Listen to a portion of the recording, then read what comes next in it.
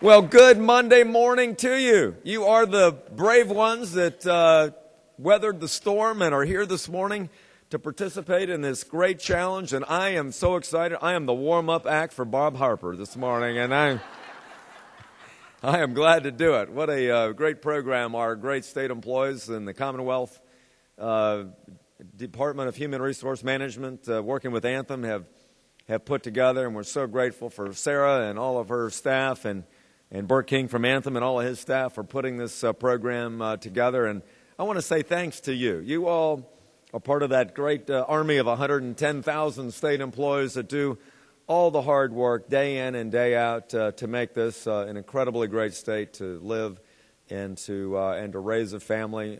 Many of you and many of your colleagues were working 24/7 over the last many weeks in snow abatement and the state police and VDOT and so many others working around the clock to keep people safe over the weekend. And I just want to say thank you all. It's an honor to be able to serve with you as the 71st Governor of Virginia. I'm excited about what we can accomplish working together over these next 4 years. And I just want to say thank you for your state service. I really appreciate it. I want to say thanks, Lisa, for all of those legendary stories you told about me, disclosing all of my medical records, my trips to the emergency room. Thank you very much for all that. What she's basically saying, I'm pretty clumsy on the basketball court, but I intend to be on that court more often as part of this challenge over the next couple of weeks. And again, it really is delightful that Anthem has been able to bring Bob Harper here now in his 9th year, if you can believe that, with the show The Biggest Loser, and he's going to be very entertaining for you here in just a minute. Well, I'm here today to announce the Commonwealth's 2010 Governor's Challenge, if you're ready to take it. I'm challenging everyone here, including myself, to try to lose a measly 10 pounds over the next 13 weeks. Any of you up for that?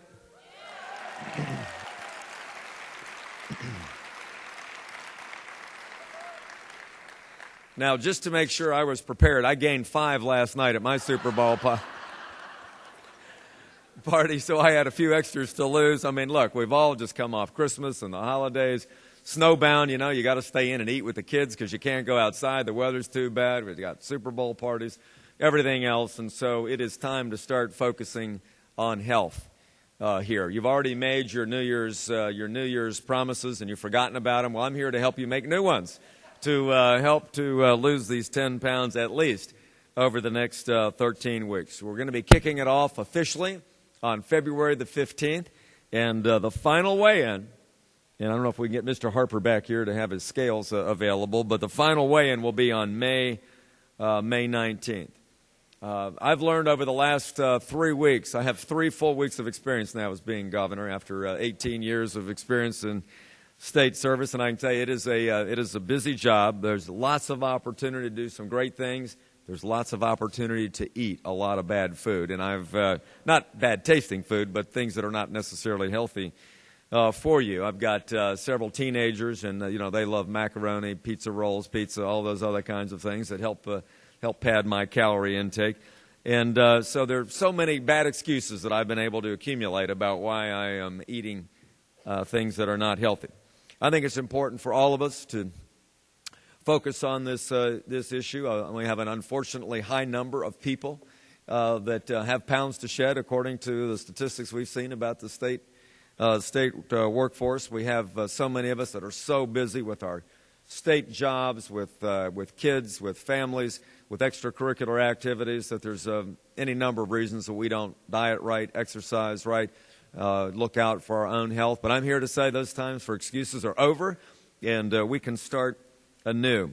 This is an area I know that my wife, the First Lady, is very interested in. She's going to make disease prevention and wellness a top priority for her during her time as First Lady. She was just with Michelle Obama, the First Lady of the United States, last week in Alexandria doing an event together on childhood obesity, which unfortunately is a problem for us here still in Virginia that leads to a litany of chronic health diseases if young people in particular start with bad diet, bad exercise. So it's a chance for all of us to talk to our children and our neighbors about this important issue.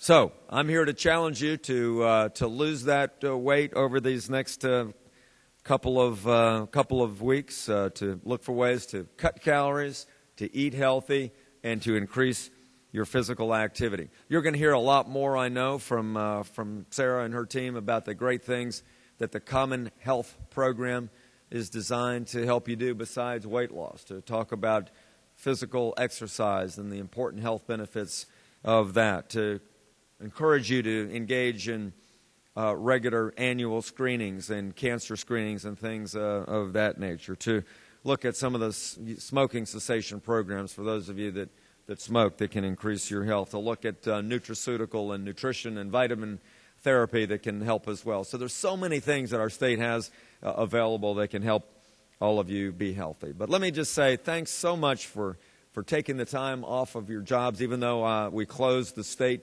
until 10 o'clock this morning. You all are here on the job and learning about things that will help you, that will make you more productive, that will make you better state employees. And it's just an honor and a privilege to be able to serve with all of you and your dedication to the people of Virginia over these next 4 years. Thanks. Let's lose some weight. God bless you.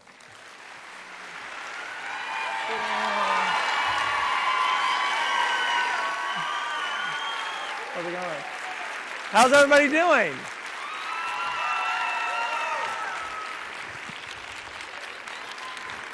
Sit down, sit down, sit down.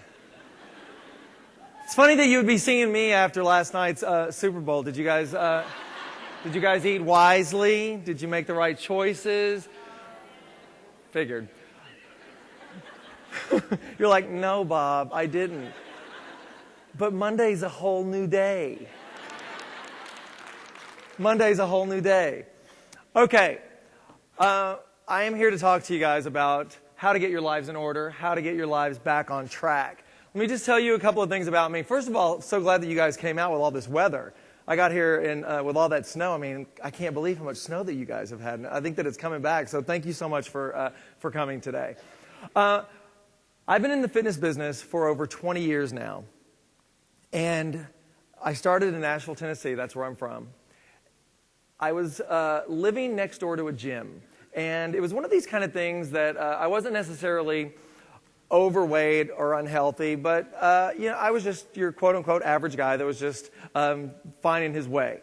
And so I'm living next door to this gym, and I kind of saw these people coming in and out, and I felt like they knew something that I didn't. I felt like there was a secret to be told. And so I remember the first time I ever went into this gym, and it was the hardest thing I'd ever done. I mean, it was intimidating. It was one of these things that I just felt like, wow, here I am in this place with all these extremely fit people, and here I am, and where's my place? Well, it really opened up something in my brain, and it really got me to it got me to where I am today.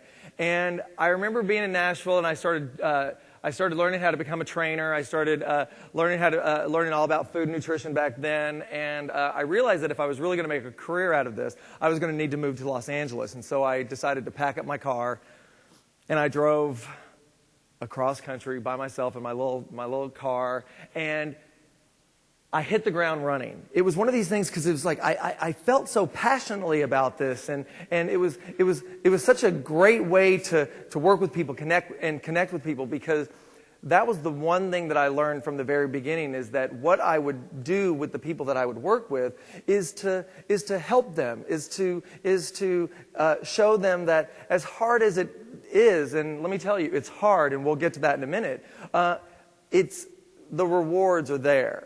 And so the next thing I knew, I started working with all these celebrities. I was coined the celebrity trainer, which was a lot of fun. I got to work with these girls that were just like, wanting to get from a size 4 to a size 2.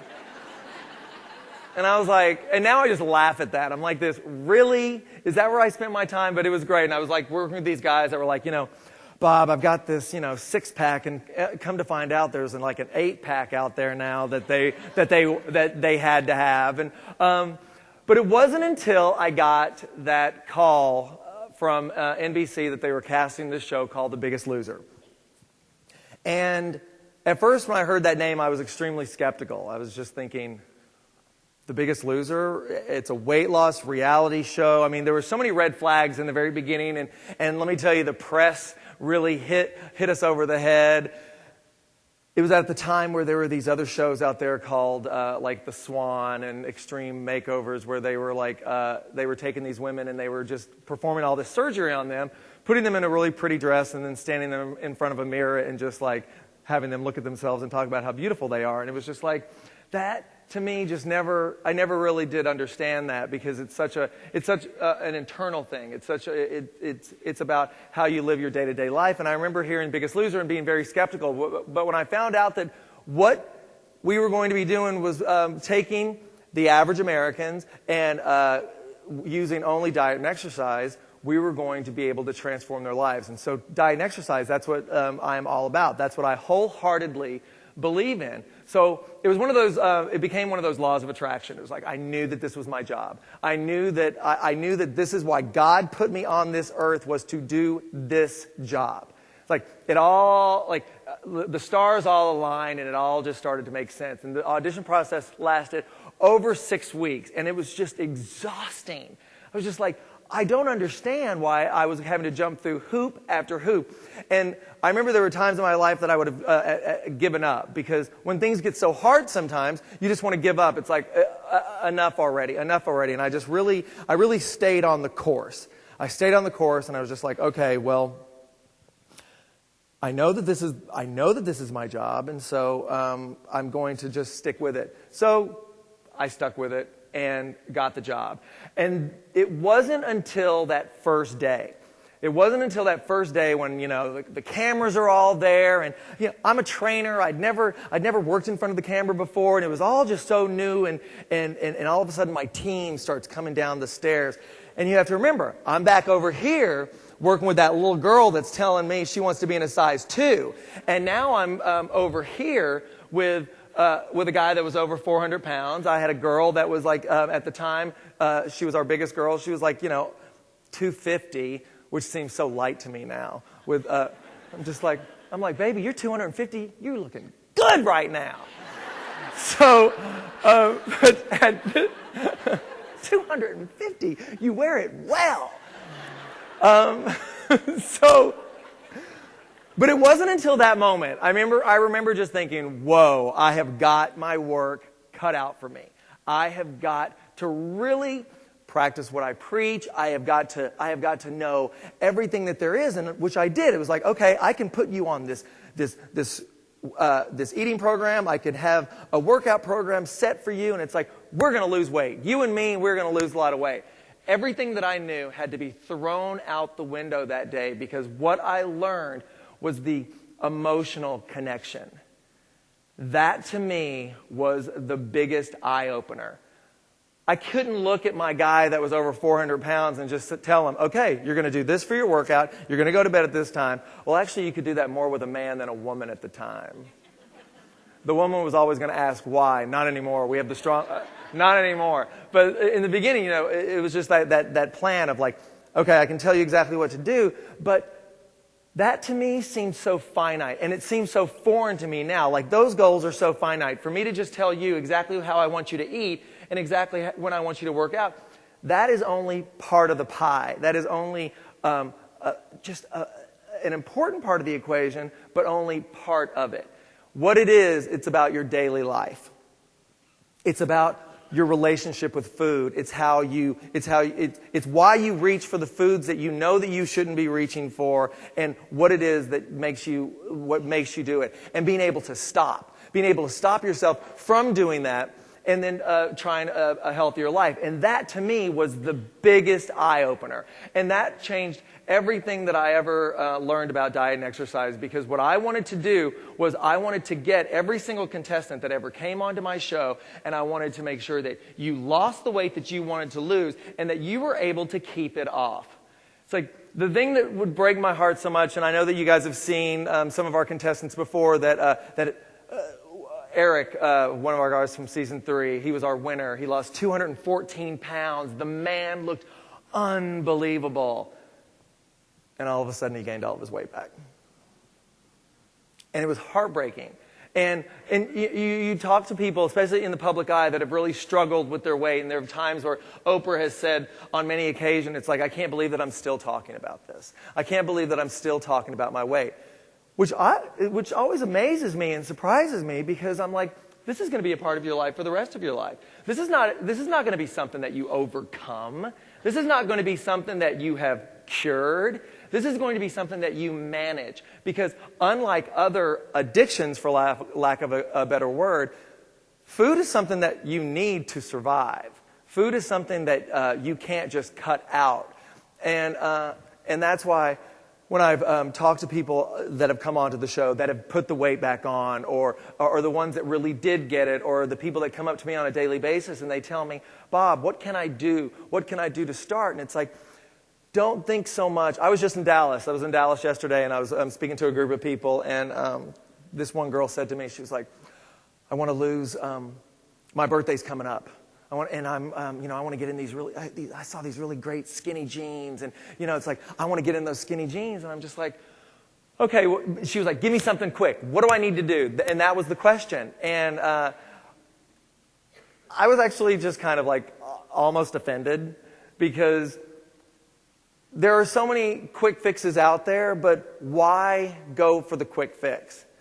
Why go for the quick fix when this is a lifestyle change? This is going to be something that you're going to be doing for the rest of your life. And let me tell you, if you think that you came here for me to tell you that this was going to be easy, you're going to be so disappointed, because it's not easy. It is a challenge. It's something that you've got to think about on a day-to-day basis. You talk to any fit person that you see on the street, and ask them what they do, and they're going to tell you how they have to incorporate it into their busy lives. Busy mothers, busy fathers. It's like, this is going to be something that you have to consciously think about. And you have to also know that when you swallow that pill of there's no finish line. There is no finish line. You're going to lose all that weight. It's going to be your birthday. You're going to be in those skinny jeans, and you're going to look hot when you blow out those candles. It's going to be your wedding day, and you have done everything that you wanted to do, and you got in that dress, and you look fantastic. But what then? What are you going to do tomorrow? What are you going to do the day after that? It's like, you have to really be honest with yourself, and you have to say to yourself, am I losing this weight for a certain goal that I have in mind? And if that's the case, great.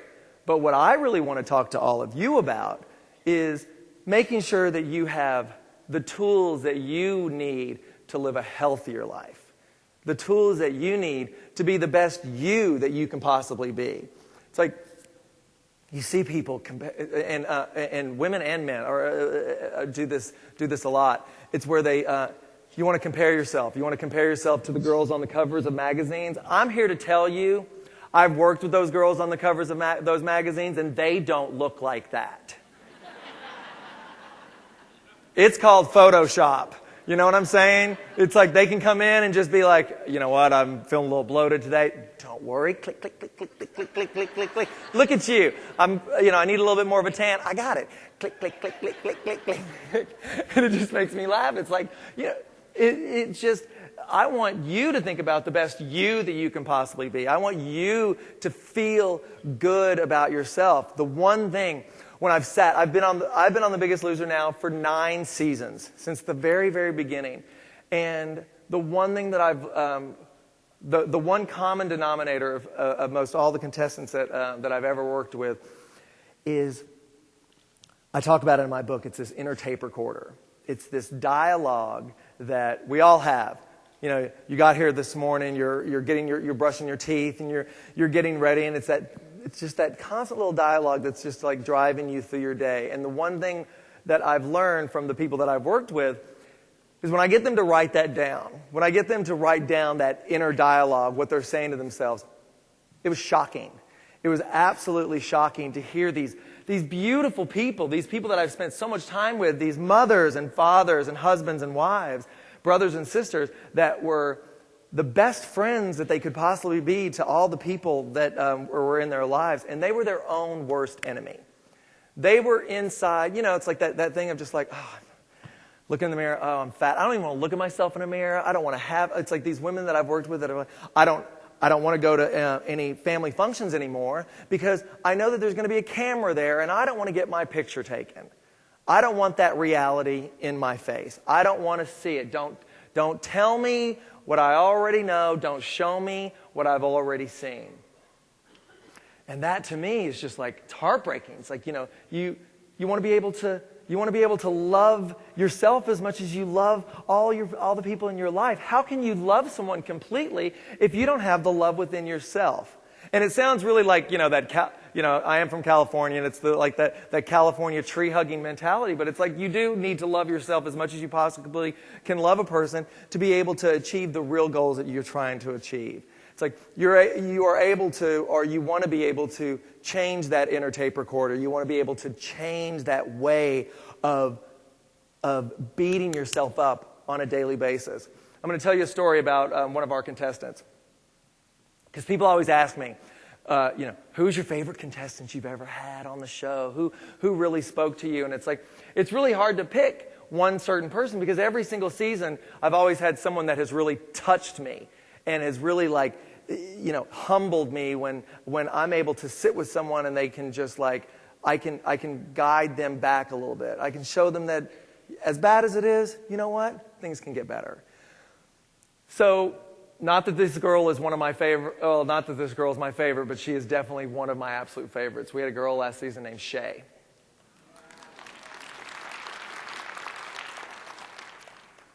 I love her.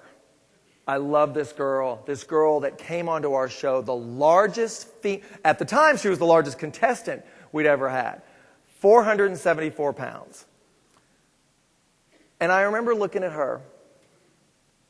She's a social worker. She's come from her childhood growing up, just a heroin addicted mother. She was in the system. As bad as it could be, that's how bad it was for Shay. And one day, she's on the show. We're in the gym, in that gym where everyone's screaming, yelling, jumping up and down, all the craziness that you see. And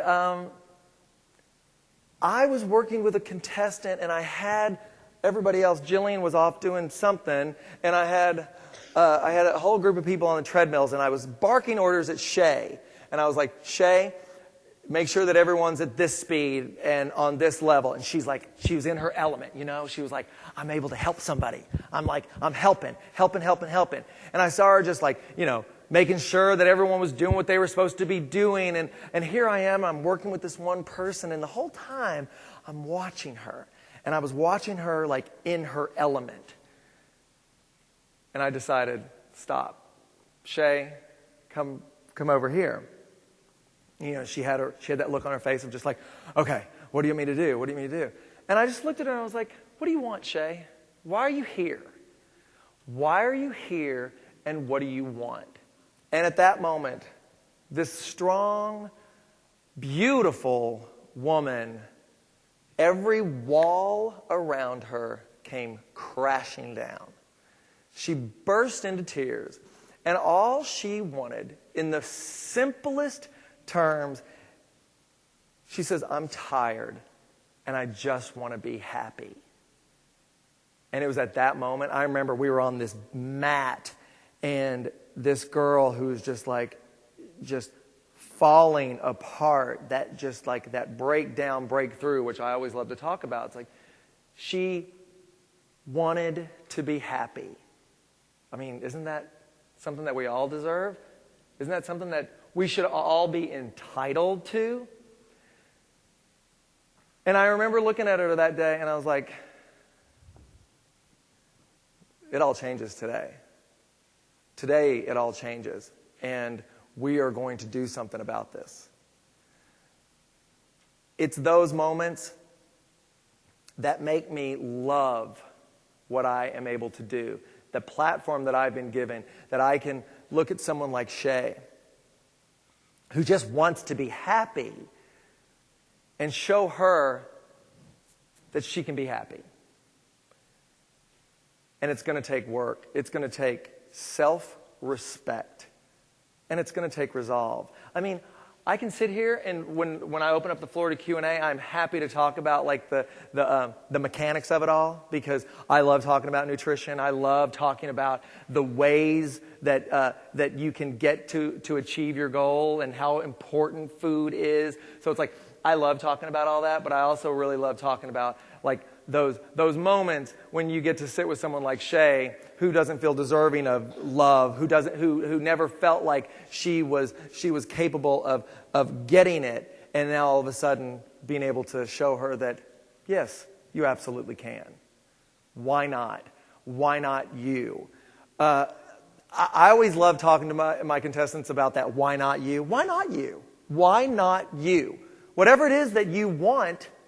Whatever it is that you want to achieve, whatever it is that's out there that you think, oh, I can't, or oh, it's too hard, and I've gained too much weight, and I'm going to go to the gym, and they're going to make fun of me. They're going to, it's like all those things that are holding you back, all those excuses. I love the excuses. I love the excuses of, well, if I could be on your show, I could lose all that weight. If I had someone that was cooking all my meals, which, by the way, they cook every single one of their meals. If I had a chef that was coming to my house, if I could afford that, I could lose weight. If I could afford gastric bypass surgery, I could lose weight.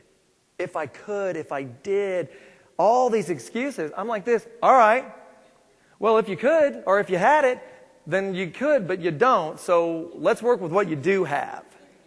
Right? Let's work with what you do have as opposed to making excuses. Because you can make excuses all day long to stop you from changing what needs to be changed or what you want to be changed. Because we all get comfortable. Shay was extremely comfortable. She was comfortable in 474 pounds because it was almost like it was hers, and anything new and anything different was going to just be too scary. It's that free fall of life. I always say it's like you find your truest clarity in life in the free fall of it. It's like if something's scaring you, if something is like really holding you back, chances are you should probably do it. Whatever it is. Because I think that you can achieve anything that you want. It's like, why not you? Why not you? I'm going to tell you another thing. The show this season that's airing right now. Did this air already? Am I going to say something I'm not supposed to? Has the yellow team come back on? Yes. All right, then I can tell you this story. I can talk about my yellow team. We have a yellow team this season. O'Neill and Sunshine, father and daughter, had to leave the first day. The first day, that poor man, they put on a bike to bike 26 miles. I was like, are you kidding me? This man can't do that day one, and had to leave. Came back. I think he lost 51 pounds on his own. Yes. And back in the house. So now that he's been back in the house, everything's been all about Sunshine, his daughter. It's like, I love Sunshine. But it was getting O'Neill to start thinking about what he wants to do.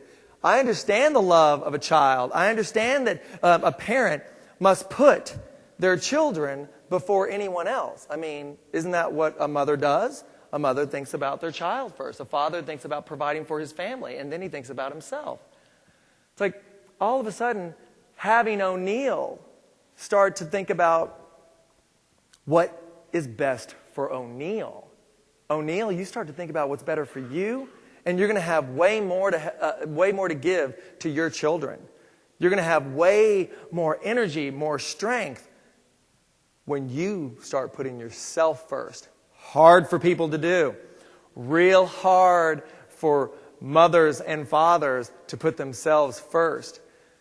It sounds selfish, and at times it is selfish. But I think drastic means drastic measures. I think that there are times where you do have to feel selfish for you to become selfless. When you have that energy and you have that strength and you have that self-respect. That's what you want to be able to teach Sunshine, O'Neill. That's what you want to be able to do. Why not you, O'Neill? Why not you? And we had this moment, which I know hasn't aired because it just happened recently, which I probably shouldn't say that because now you can see that he's still on the show. But you didn't hear that from me. I never said that. But O'Neill having that moment of just like, why not? Why not me? And that has changed his whole way of thinking. That has changed his whole way of living. And to have that life come back into that 55-year-old man who has been so held back with physical incapabilities and not using that as an excuse. We worked so hard on really looking at, all right, O'Neill, you do have really bad knees. You know, this is really hard for you. You can't do the things that you're seeing the Gray team do. Those guys are like powerhouses. You're not going to be able to do. And I looked at him because he was like so competitive, and he was like, I want to be able to do what Coley and Sam are doing. I want to be able to do that. I'm like this. You'll never be able to do it, O'Neill. You'll never be as strong as them, and they'll never be as smart as you. He loved that part. But it's getting that way of thinking. It's getting that mentality. It's getting that feeling of self-worth. It's getting that feeling of self-respect. Why not you? Why not you today? Okay, the Super Bowl last night. God knows what some of you ate. I know. It's like I was checking these emails, and I've already been getting hundreds of them this morning of just people like, oh, Bob, those chicken wings, I couldn't resist. The devil was just calling me in that kitchen. The devil was calling me, and the devil was a chicken wing. And I was just like, all right. You had a chicken wing. You had whatever it is. And it's like, I always tell people you never want to wait for your birthday. You never want to wait for January 1st. You never want to wait for, whatever, the day after the Super Bowl. Why not today? So it's like, today is Monday. Why not start today? Why not think about what you can do to help yourself? What you can do in your work environment. I work with a lot of people that have to spend 8+ hours in their office. Bob, what am I going to do? There's always donuts. I just shot this series. It was called the 5-Minute Office Workout, and then I just did something else called, Get in Shape in 5, and it's about going around to different corporations and seeing what people are doing. It's like, it still amazes me in 2010 that there is still someone that's bringing in donuts. Why you got to bring me a donut? Why you got to bring me a donut? It's like, it's tough. It's tough, and I just got yelled at by my boss, and I'm just stressed out, and like, that donut at the coffee maker is looking really, really good to me, and I don't want that donut. It's like being able to clean up that environment, being able to talk to that girl. You know what? Can you help? Can you help a brother out? I mean, it's about being more proactive. There's something that I learned from this great holy man, and it was called the proactive formula. And what it is being able to stop in a situation. Any situation arises, anything that stresses you out, anything that triggers you, to be able to stop immediately, stop and think, as opposed to being reactive. That reactive feeling of being in the office and not even realizing that you just grabbed a handful of chocolates and you're popping them in your mouth, and you might not realize that you're drinking those really sugary latte mocha things that just have so many hundreds of calories. Being able to stop, and I'm going to tell you, it works. It works for a lot of people that I've ever worked with. And even if you still, there it is. You're confronted with the donut. Right? You're in the office, and there it is. It's you and the donut.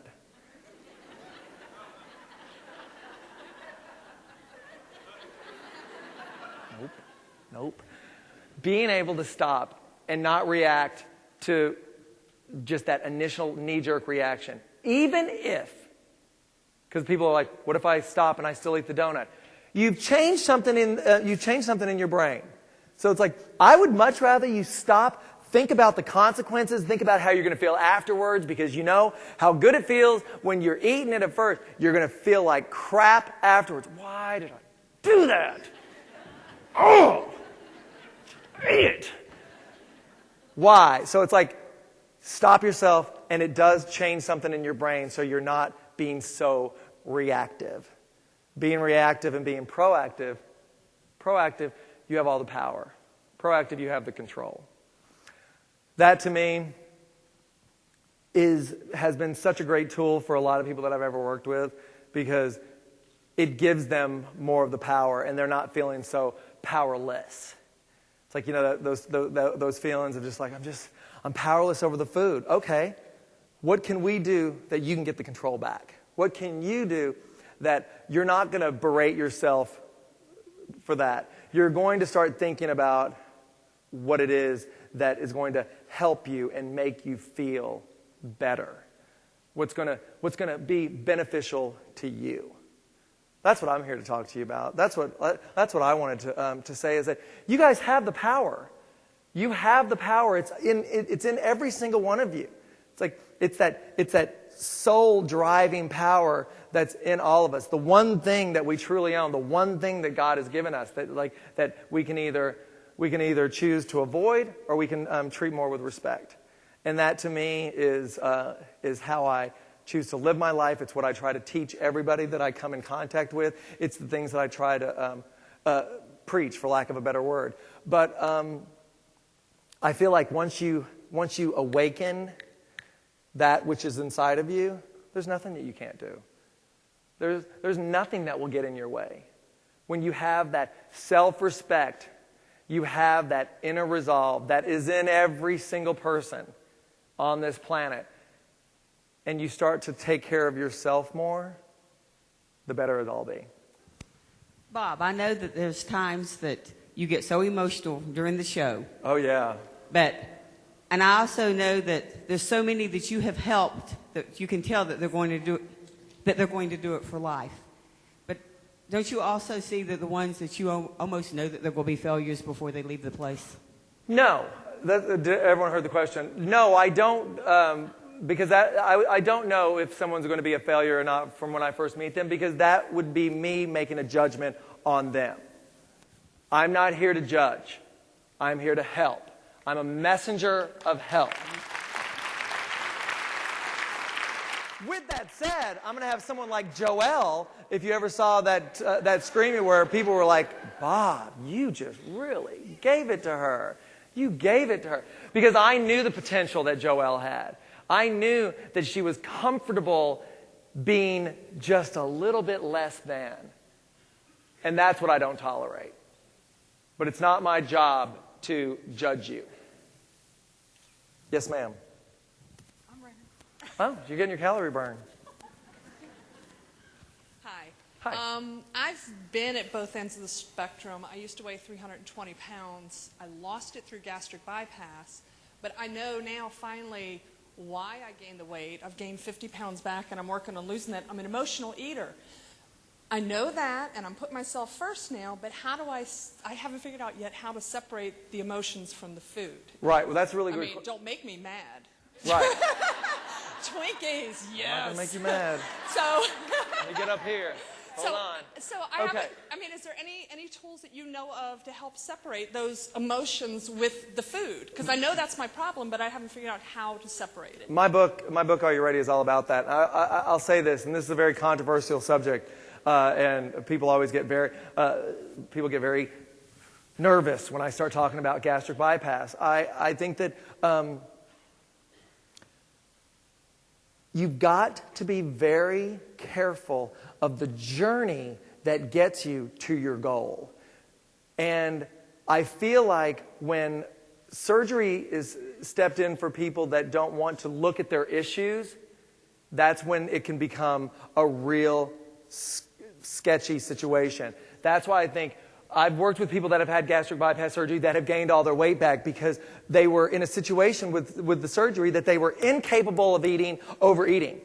They were incapable, and then all of a sudden, gradually within time, they were able to. And so what I try to get people to do is realize it is very important to watch what you're eating. It is important to have more nutritious, nutrient-dense foods in your day that keep your head sane, that keeps your brain on track, and being able to incorporate activity into that different change that has happened to your body physically from the surgery. So I'd be really careful, because people think that gastric bypass is the answer, and it's not the answer. It only is part of that equation. Right, and I look at it as a tool, because I had gotten to the point physically I could not move. Right. I could hardly walk. Exactly. I was throwing my back out. So I used it as a tool to get me physically back to the point where I could move, and now I run. Matter of fact, I'm visiting a personal trainer Wednesday for the first time. That's great. So, which I'm terrified of.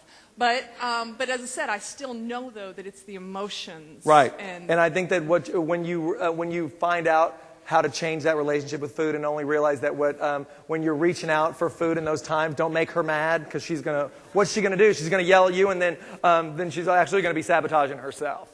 So it goes back to that self-respect there. It goes back to just like, I'm going to change something that I've been doing for a long time. That's the key. Let's go back there. Oh, I'm sorry. Okay, yeah, and then we'll go to you. Yes, this one. Who's next? Hi, Bob. Love you. Oh, thank you. Love you. I'm an aerobics fitness instructor. Oh, great. I teach probably anywhere from 12 to 15 aerobics classes a week. Yep. I want a new show called Let's Lose Weight for the Medium-Sized Person. I get so many people saying that. I have that. We can't get a full season out of that. We get you too skinny. You've seen that some of our guys that come in so overweight, they come in too skinny. Too skinny. Well, I've got that. Even with all that I do and the number of hours that I'm in the gym, I've still got that 15, 20 pounds, Right. And I want to look like that fitter. I want to look like Jillian. And with still all that I do, I know part of it is definitely got to be diet. It has to be. Diet's so important. Yeah, and it's about what you eat. Like you've got, just like our mother said to us, you are what you eat. Decide. Yeah. Do I want to be a burger and fries, or do I want to? Well, it's one of those things. I think I'm doing it. I think I'm eating the right. I didn't do anything bad on Super Bowl. I had the chicken on the salad, a little bit of dressing. A little bit of dressing. A little bit on the side, just a little bit, just a little bit. No, I mean, I think that, one thing I would tell you, it's like, it does seem like you're extremely active. You look fantastic. And I think that, don't compare yourself to those other girls out there. Think about you. Put it back on you. I think if you don't hear anything that I say, except one thing, think about what's best for you. What can I do that's going to be best for me? Me comparing myself to somebody over here is only going to make me feel like crap if I'm not going to be able to achieve that. I don't want to do that. I don't want to do that. I want to think about me. Yes, back there.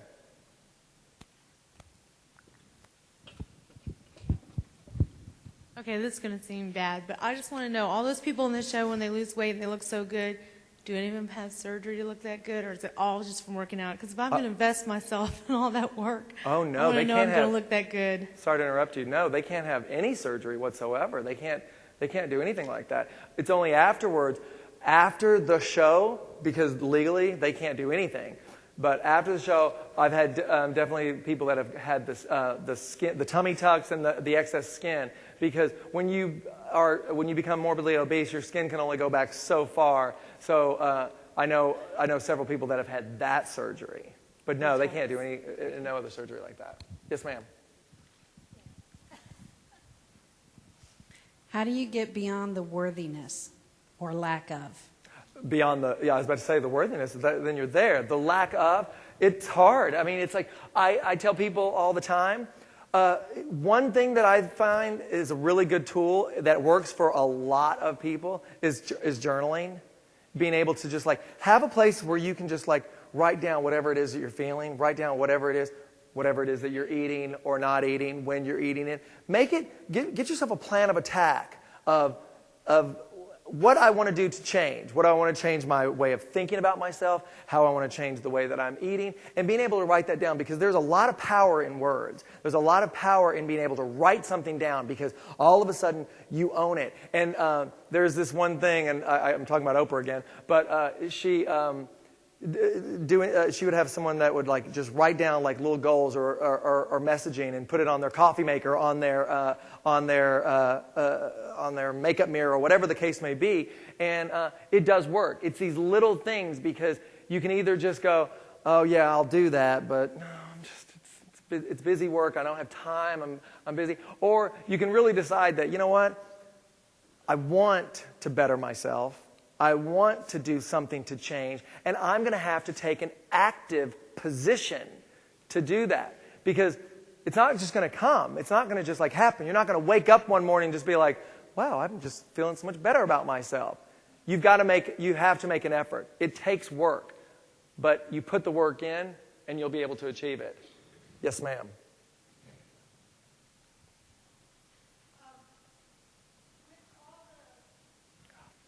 Controversy. I know it's all calories in, calories out. Yes. And I have spent the beginning of the year switching to, like as you said, nutrient-rich, dense food, vegetables, everything like that, and counting calories and your fat and your carbs and your protein to make sure you're on the right ratios and everything. Yep. The question I have is, I'm on a diet, well, not a diet, a lifestyle change, so that eating 1,400 calories a day, all good, healthy, nutrient-rich food. But the question I have, and I've read conflicting things on all these lovely different websites out there, is you burn calories. So if I'm burning 200 to 500 calories in a workout session, do I need to eat those calories back to maintain a 1,400 calorie a day? No. Or do you just let it go as long as you're not hungry? This is what I would tell you about that, because there's with Weight Watchers, that's the one thing I love what Weight Watchers does. There's one thing, when I'm working with people that are wanting to lose weight, they want to lose weight. That is their goal. You've got to create a deficit. You have to create a caloric deficit. Calories in, just like you said, the food that you're eating, and then on top of whatever it is that your body burns normally, and then all of a sudden the foods that you're eating. With the exercise that you're doing, you create that deficit, you're going to lose weight. 3,500 calories equals a pound. You cut out 3,500 calories in 1 week. If you cut out 500 calories in 7 days, you'll lose a pound in a week. So if that's your goal, then I would much rather you stick to your 1,400 to 1,800 caloric intake. If you're getting a 500 burn, you're going to have a deficit there, making sure that your foods are nutrient dense, and you're going to be losing weight, as opposed to just saying. There was a study, there was an article in Time magazine just recently which drove me nuts, and I actually wrote about it. It's like, exercise isn't important. Exercise isn't important because you can eat your way out of any exercise. You can go on a run and burn 500 calories, and then if you go, like this in this article, they were saying, then they went to Starbucks and had one of those mocha things and something. It's like, and all of a sudden they weren't losing weight. Well, of course you weren't losing any weight.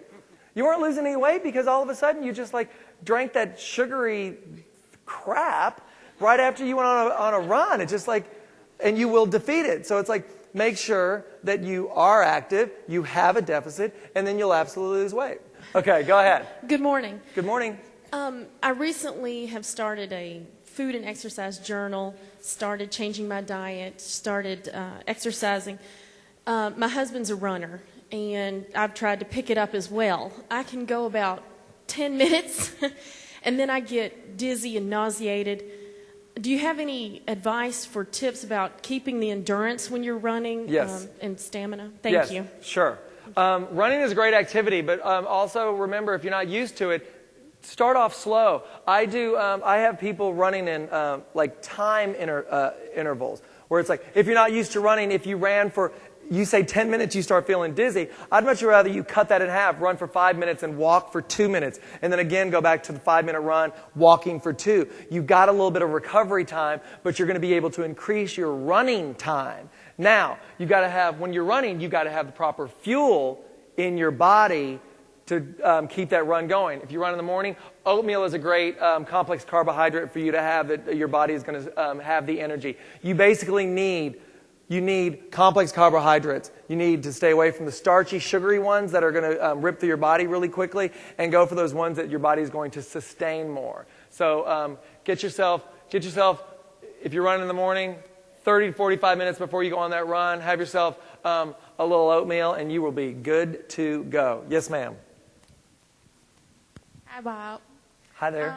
I have a question for you. Okay. I was wondering. Don't you just feel like I'm going to fall off the stage? You know? I'm not. I'm watching at all times. Please don't. I was wondering, the contestants on the show, they normally lose a lot in the belly fat. So what type of training and diet do you recommend to lose your belly fat? Great question. I'm going to tell you why that's such a great question. Because there's something, if you go to the doctor and you find out, like, what you should weigh, and there's this thing that doctors love to use called their BMI. And I'm not a big fan of BMI, body mass index. I'm not a fan of that. You could look at someone like Arnold Schwarzenegger. In his height, his BMI would have him be morbidly obese. It's like, you can't look at that. What you need to do, and this is what I also work with Dr. Oz, who is such a great person, by the way. If you basically take your height, cut it in half, that's what your belly, your waist circumference should be. Your belly fat is a very, very big danger zone. The more belly fat you have, that's more heart attack fat. That's going to be where your vital organs are being squeezed by the fat that you have. So you've got to be able to look at your waist circumference more so than body mass. So the question is, yes, when we are doing all this cardio activity, it's not like we are there's something back in the day used to be called spot reducing. You can't spot reduce. You can't like go, I got a big butt, Bob. I want to burn my butt off. I'm like, all right, you have to do your calorie burn. So it's like, what that is, we have them running, hiking, swimming. Any kind of cardiovascular exercise is going to burn the fat off your body, and that's when you see their bellies get so much smaller, because we're not focusing on their belly as much as we're just focusing on getting the fat off of them. Okay? Get your heart rate up. This is going to be our last question, unfortunately. Let's do two. Can we have two? Okay. Okay. They're the bad guys. I'm the good guy. Okay, 2 questions left. Two. Hi, Make Bob. it good. You're the second to the last one. You're awesome. Thanks. We have a 9-year-old who she's got a lot of belly fat. I do not see her emotionally overeat. And every night for dinner we cook a protein, a vegetable, and typically a starch, a rice or potato, something like that. Are we doing something wrong? I'm going to tell you, okay, and I'm going to really try to condense it, because that is a very important question. And what the importance of that is parents in this room, hear me loud and clear. It is your responsibility to help with the situation that's going on with our kids these days. Obesity is higher than it's ever been with our children. The school districts a lot of times now have pulled out physical education, being more active with that. What I would say with your 9-year-old daughter is you've got to be able to have an environment that everyone's on board. Your daughter or your son is going to look at what you're doing. You can't, it goes back to what I said, I've got to practice what I preach. You have to practice what you preach. You have to make sure that what you're doing is like having a healthier environment for your daughter. So it becomes the norm. It becomes this way of life for her. Making sure, there's a study out just recently that said that kids nowadays, I sound so old when I say that. These kids nowadays. But they're spending average of 7 hours in front of some sort of electronic device in a day. It's being able to take that away, getting your family to go out for walks, getting your family involved in some sort of physical activity to make it fun. I'm not saying to take your 9-year-old to the gym and get her on the treadmill. That's not fun. That's going to be like, that could open up a whole other can of worms. But it's like being more active. And the one thing I would remember, your meals at night, I probably want you to avoid the starchier carbs at night, just because that's just going to turn into fat. And never underestimate the power of plant-based protein. And the last question, you, sir. The first man to ask the question today, hey? You've got the last question, sir. First of all, good morning. I want to say I appreciate watching you on the show and everything you do to inspire everybody across America. Thank you. But my question to you is, for me, a very serious one. I served 12 years in the Army. I did 3 tours in Iraq. And my last tour, I got injured in Iraq, giving me a bad back injury. Really limits me to what I can do. I know diet is a big thing. But since I've been back, I've gained 60 pounds. And I really want to lose that because I know, but I'm really limited to what I can do with a back injury. Right. What can I do? I think that when it comes to a back injury, of course, the first thing I would tell you is to consult your doctor because I don't know what kind of back injury you have, so I can't stand up here and tell you exactly what I would want you to do. But generally speaking, what I would say is you've got to find out from your doctor what it is that you can and can't do. Running is probably going to be out for someone like you, but I don't know if swimming would be a great exercise for you. Diet is going to be crucial. I think that working with a PT, a physical therapist that is going to be able to give you the tools that you're going to be able to manage how to use your body again, because since the back injury, you've gained 60 pounds, so all of a sudden you've got a body that you're not used to probably right now. So what you can do is, again, be proactive. Find out what it is that you can do, because there's plenty of exercises out there that people do have back injuries. I talked about my guy O'Neill, who's 55. He's got knee and back problems, and it's like what he can do is we do a lot of weight training. He's seated for a lot of it. He does walking as much as he can on the treadmill. He might have to hold on, but it works for him. It's like you've got to find something that is going to work for you. And if you've got, because it seems, you're young, it seems like you do have a way of bouncing back from this back injury and being able to find out ways that you can take control of your body again. So that's what I would tell you. Okay. I've had the best time in Richmond, Virginia.